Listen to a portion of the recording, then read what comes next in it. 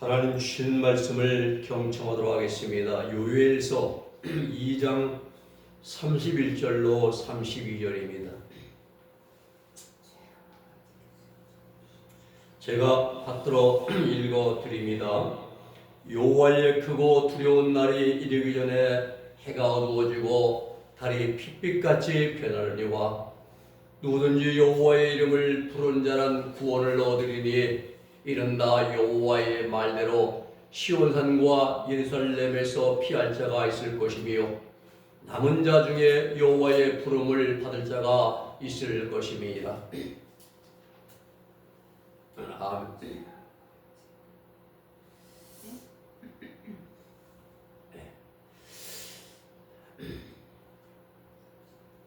오늘 말씀의 제목은 신앙의 유비무환입니다.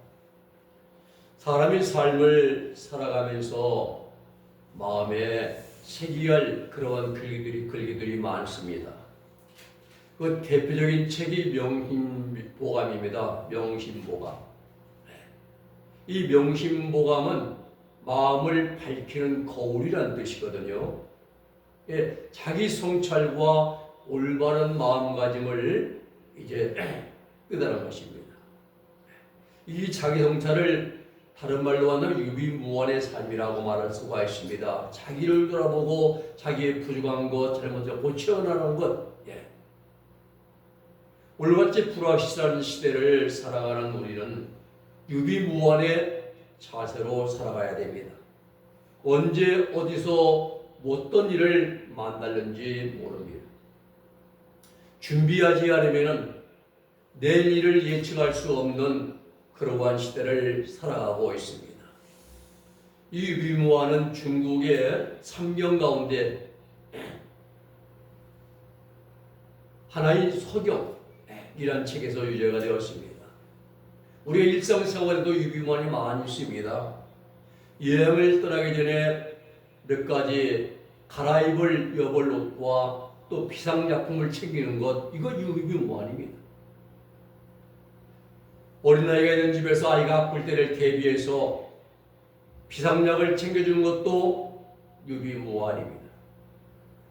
또 컴퓨터 서버 장애에 대비해서 주기적으로 데이터를 백업해 주는 것도 유비무환입니다.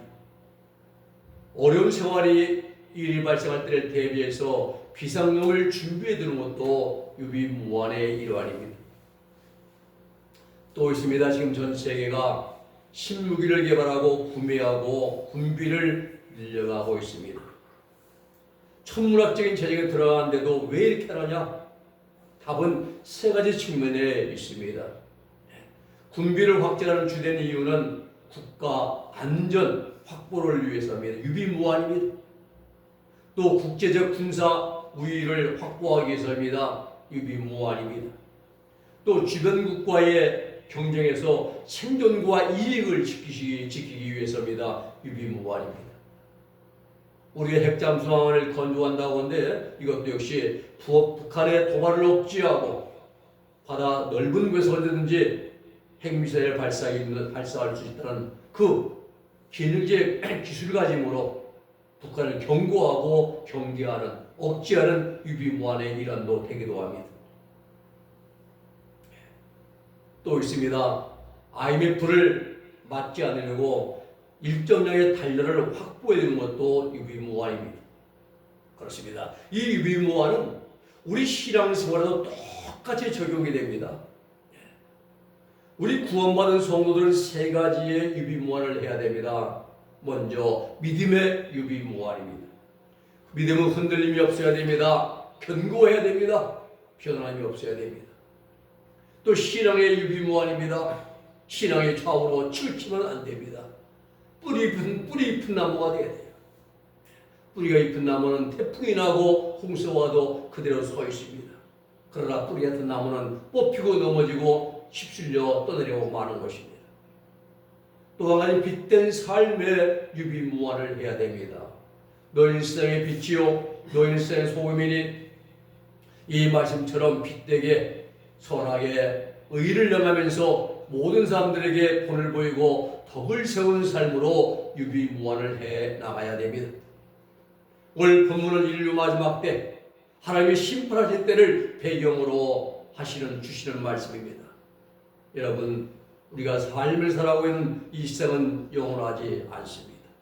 마지막 끝, 즉 종말의 때가 있습니다.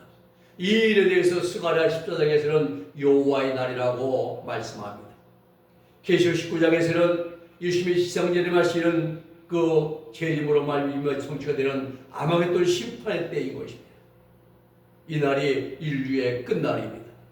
계시록 16장 8절로 9절의 말씀 보면은 넷째 천사가 대접을 해 소돔에 해가 권세를 받아 사람들을 태우니 사람들이 크게 태움에 태워진지라. 실제로 이때 사람들이 태양빛에 타 죽는 일이 일어날 것입니다. 하나님의 말씀입니다. 그러면 우리가 어떻게 해야 됩니까? 준비해야 합니다. 어떤 준비입니까? 은행 예금, 적금, 부동산, 건물 준비 아닙니다. 신앙의 유비무환, 믿음의 유비무환, 빚된 삶의 유비무환으로 준비해야 되는 것입니다.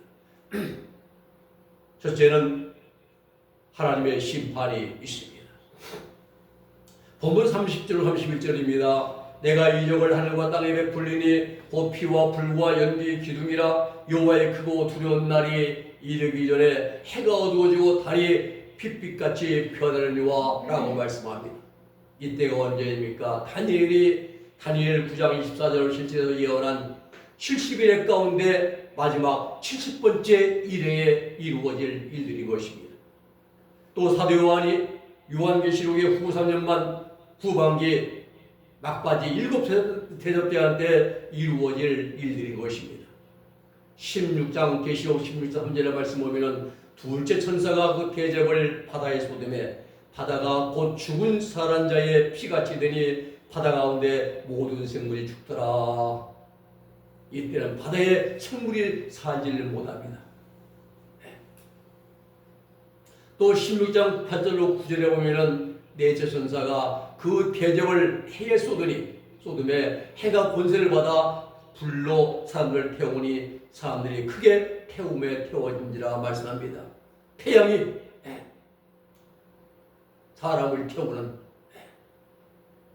또 16장 계시록 16장 10절 11절엔 다째 천사가 그 대접을 짐승의 왕자의 보좌에 쏟으니 나라가 어두워지고 사람들이 아파서 자기 혀를 깨물고 아픈 것과 흉기제 종기로 말미암아 하늘의 하나님을 비방하고 그들의 행위를 회개하지 아니하더라 그랬습니다. 그렇습니다. 요한계시록 16장은 순교자들이 피를 흘린 대가에 하나님께서 7 대접 재앙으로 심판하시는 공의의 하나님을 보여주십니다. 하나님의 심판의 방법 행한대로입니다. 하나님의 상 주시는 원리도 행한대로입니다. 그렇습니다. 하나님은 우리 각자가 행한 대로 갚아주시는 분이십니다. 여호와의 크고 두려운 날, 이 날은 어떤 날입니까? 하나님께서 친히 심판하시는 날인 것입니다. 날이 어두워지고 달이 빛까지 변하려니와 이때가 언제입니까? 7년 대환란 7 대접장 때 그 날입니다. 요엘 3장 14절로 15절에 보면은 많은 사람이여 심판의 골짜기 큰 성 바벨론 이 죄악의 도성이죠. 심판의 골짜기에 많은 사람이 많음이요 심판의 골짜기 여호와의 날이 가까움이로다. 해와 달이 캄캄하며 별들이 그 빛을 거두다 라고 말씀한 이때가 요한계시록의 16장에 이루어지는 일들이죠. 이사야 13장 10절의 말씀 보면은 보라 여호와의 날 곧 잔혹의 분냄과 맹렬히 노하는 날이 이르러 땅을 황폐하게 하며 그 중에서 죄인들을 멸하리. 하늘의 별들과 별무리가 그 빛을 내지 아니하며 해가 돋아도 어두워지며 달이 그 빛을 비추이지 아니할 것이로다 라고 이사야도 예언하고 있습니다. 이날이 하나님께서 세상을 심판하시는 마지막 때인 것입니다. 이사야 34장 4절에 말씀합니다. 하늘의 만상이 사라지고 하늘의 별들과 모든 만상이 사라지고 하늘들이 두루마리같이 만리되 그 만상의 쇠자람이 포도나무 잎이 마름과 같고 무화과나무 잎이 마름과 같으리라 말씀합니다. 이러한 하나님의 심판이 끝난 다음에 상황을 마태복음에서는 마태복음 24장 29절로 30절 말씀하십니다.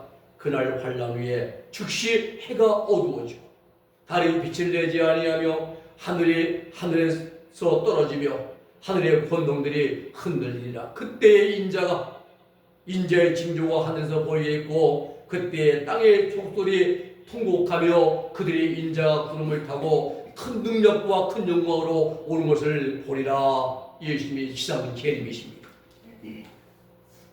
백마군대와 함께 내려온 것을 땅의 족들이 본다 말씀하시고 마지막 때 이 백보다 심판이 끝난 다음을 보면은 계시록 20장 11절에 보면은 또 내가 크고 흰 보좌와 그 위에 앉으신 이를 보니 땅과 하늘이 그 앞에서 피하여 간되었더라. 이때 언제입니까? 천년왕국 시대입니다. 크고 흰 보좌는 공의로 심판하시는 하나님의 앉으신 보좌인 것입니다. 하나님의 우리의 심판을 우리는 예비하고 준비하는 유비무환을 해야 됩니다. 하나님의 심판은 반드시 이루어지고 있습니다. 두 번째는 하나님의 심판이 있고 두 번째 우리는 그 심판을 유비무환해야 됩니다. 32절 상반절에 보면은 누구든지 여호와의 이름을 부르는 자는 구원을 얻으리니 이는 나 여호와의 말대로 시온산과 예루살렘에서 피할 자가 있을 것이며 라고 말씀하십니다. 여러분, 원인에는 결과가 따르듯이 무엇인가를 얻기 위해서는 각고의 노력이 필요합니다. 세상의 일 공짜로 얻어지는 것은 단 한 가지도 없습니다. 하나님의 일도 마찬가지입니다. 하나님의 자녀라는 이름을 얻기 위해서는 우리가 하나님의 자녀답게 살아가야 됩니다. 하나님의 구원을 얻기 위해서는 우리가 구원에 합당한 삶을 살아가야 됩니다. 이는 하나님이 정해놓으신 만고불변의 원칙입니다. 그렇습니다. 우리는 하나님의 부르심에 합당하게 살아가야 됩니다. 하나님의 심판은 부지불식간에 들이닥친다고 말씀하십니다. 평안하다 안전하다 할 그때에 갑자기 해산은 이제 잉태한 여인에게 해산의 고통 이름받지 갑자기 주님은 세상에 오신다고 말씀하십니다. 세상 모든 사람들이 육신의 정욕에 빠져서 육적인 쾌락과 즐거움 속에 깊이 빠져나갈 때에 주님은 심판의 주님은 오십니다. 그러므로 우리 구원받은 성도들은 깨어 준비하는 신앙이 반드시 필요합니다. 마태복음 25장 열천에 비유해서 등불 준비, 기름 준비해서 신랑을 맞을 슬기로운 그러한 다처가 되어야 됩니다. 이들이 바로 유비무환의 신앙을 준비하는 깨어있는 성도들의 모범입니다. 그렇습니다. 우리는 내일 일을 모릅니다. 잠깐 일도 모릅니다. 그렇기 때문에 우리는 준비해야 됩니다. 세상에 어떤 일을 이루기 위해서 먼저 계획을 세우고 준비를 합니다. 하물며 우리 예수님을 만나는 일이야말로 정말로 우리는 하지 않으면 안 되는 것입니다. 준비하지 않는 성도들은 마태복음 25장 10절이 되는 거예요. 그들이 살아간 사이에 기름 살아간 사이에 신랑이 오므로 준비하던 자들은 함께 혼인잔치에 들어가고 문은 닫힌지라. 그때 그 위에 남은 처녀들이 와서 이르되 주여 주여 우리에게 문을 열어주소서 간청합니다. 울고 애곡을 못 가라며 간절하게 부르짖습니다. 그러나 주님께서 말씀하십니다. 이르되 진실로 너희에게 이르노니 내가 너희를 알지 못하노라. 내가 너희를 알지 못하노라 하였느니라. 주님 말씀, 무서운 말씀입니다. 우리가 목사가 되고 장로가 되고 권사가 되고 집사가 되어 수십 년 동안 주를 위해 일했다고 할지라도 마지막에 주님 말씀 내가 너를 알지 못한다면 우리는 다 어떻게 되겠습니까? 무서운 말씀입니다. 천국에 들어가지 못한다는 것입니다. 우리가 지하철 들어가는데 바빠서 막 달려가는데 지하철이 막 떠나요. 눈앞에서 얼마나 참 우리가 허무합니다. 어떤 이 어떤 공연이나 어떤 행사를 갔는데 딱 문이 닫혀버렸어요. 못 들어갑니다. 그게 힘써 왔는데 우리 신앙생활은 더 그렇죠. 마지막에 구원의 문이 닫힌다면 우리는 참 어떻게 비참한 밤새나 말할 수 없을 것입니다. 천국에 못 들어가면 어디입니까? 지옥이잖아요. 주님 말씀하십니다. 마태복음 25장 13절에서 그런즉 깨어있으라 너희는 그날과 그때를 알지 못하느니라. 심판을 준비한 삶, 깨어있는 삶입니다. 이것이 유비무환의 삶인 것입니다. 세 번째는 시대의 남은 자가 되어야 됩니다. 32절 하반절에 보면은 남은 자 중에 나 여호와의 부름을 받을 자가 있을 것임이니라 라고 말씀하십니다. 하나님을 찾고 구원을 받는 것은 인간 능력이나 지식이나 방법으로 되는 것이 아닙니다. 전적으로 하나님의 뜻과 의지에 달려 있습니다.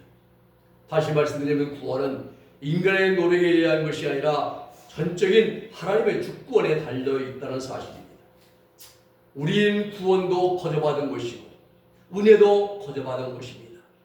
내 힘으로, 내 생각으로, 내 방법으로, 내 인생 경험으로 되어진 것은 우리 구원, 은혜는 한 가지도 없습니다. 모든 것이 다 전적으로 하나님의 은혜입니다. 하나님의 사랑이십니다. 오늘 우리는 이 마지막 때를 살아가는 성도들로서 반드시 이 시대에 남은 자들이 되어야 됩니다. 오늘날 복음은 폐쇄해지고 교회가 무너진 시대에 우리가 이 시대의 남은 자, 렘넌트들이 되어야 됩니다. 이 남은 자가 되어야 한다는 그러한 것은 매우 성경적이고 시대적인 소명인 것입니다. 남은 자, 이 렘넌트 사상은 성경 66권을 관통하는 사상입니다. 하나님의 구원 역사가 전개되어 갈 때에 그 시대마다 인간들을 불순종합니다. 범죄합니다. 그로 인하여 하나님의 구원이 단절될 때마다 그 위기의 때마다 하나님은 그 시대마다 하나님의 심판으로부터 보호하여 남겨두신 소수의 인원들이 있다는 사실입니다. 그렇게 하십니다.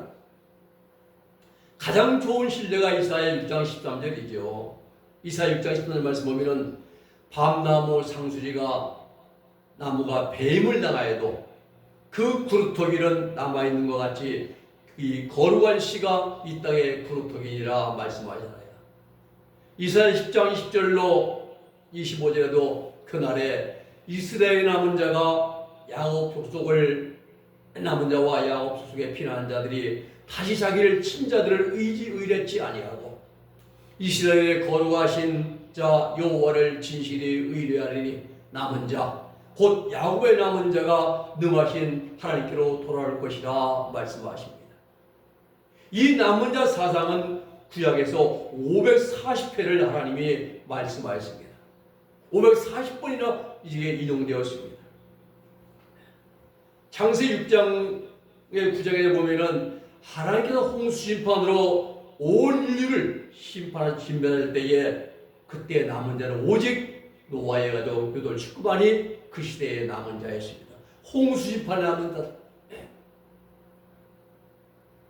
열왕기상 19장에 보면은 아방 시대에도 다 바알에게 무릎 꿇고 바알을 분양하고 아세를 섬기고 산당에 분양하는 이런데 하나님은 바알에게 무릎 꿇지 아니한 7,000명을 남겨두셨습니다. 그 7,000명이 아방 시대에 이 엘리야 시대에 남은 자들입니다. 그렇습니다. 우리는 죄악이 관영하고 온갖 불법과 정욕으로 타락한 시대에 하나님께서 특별히 선택하시고 남겨놓으신 남은 자 그 무리 가운데 들어가야 됩니다. 그래서 하나님의 영광의 나라 구원의 나라에 들어가야 되는 것이죠. 말씀을 정리합니다. 우리는 지금 언제 어떻게 될지 모르는 불확실성의 그 시대를 살아갑니다. 내일 일은 날 모르죠. 잠시 잠깐이면 모릅니다.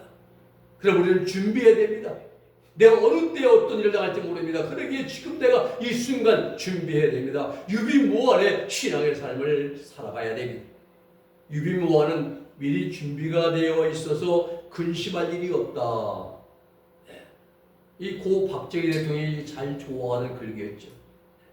우리가 유비무환의 준비를 해야 할 중요한 이유는 하나님의 심판이 있기 때문에 심판을 유비무환해야 됩니다. 그리고 그러기 위해서 마지막 때에 우리는 남은 자가 되어야 됩니다. 항상 우리는 신앙의 유비무환, 믿음과 피된 삶으로 우리를 유비무환해서 주님 오실 때 주 아멘 주 예수여 어서 옵소서 고백할 수 있는 그러면 우리의 신앙과 믿음과 삶이 될 수 있기를 예수님의 이름으로 부탁을 드립니다. 기도하겠습니다. 거룩하신 아버지 하나님 감사합니다. 마지막 날 사랑하는 분들에게 오늘 신앙의 유비무환, 믿음의 유비무환, 피된 삶으로 유비무환하는 그런 삶을 살아라고 오늘 말씀을 주시오니 감사를 드립니다.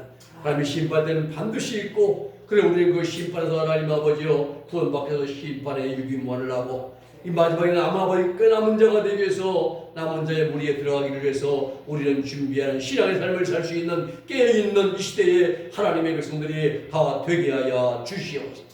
예수님의 이름으로 기도 올리옵나이다. 아멘.